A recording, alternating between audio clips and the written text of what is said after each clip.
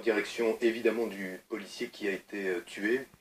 de ses collègues qui ont été grièvement blessés, de la famille de ce policier qui, parce qu'il nous protège,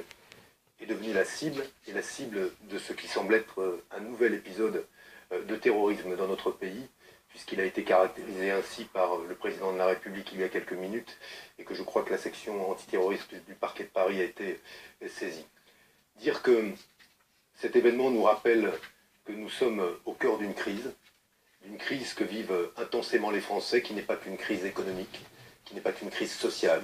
qui est aussi une crise liée à l'assaut, qui est celui de forces qui détestent notre modèle démocratique, veulent nous diviser, nous ébranler, et qu'il faut être implacable à l'égard de ces forces-là, de toutes celles et ceux qui veulent remettre en cause les principes que nous nous sommes choisis, les principes dont nous nous sommes dotés dans la République, et qui veulent aujourd'hui que nous vivons en démocratie. Cette crise, elle suppose que nous fassions aussi des choix,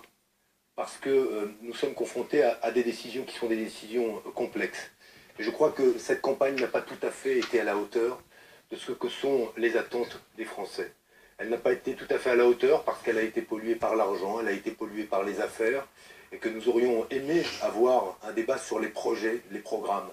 Moi je crois que cette démocratie s'honore quand elle s'adresse à la raison,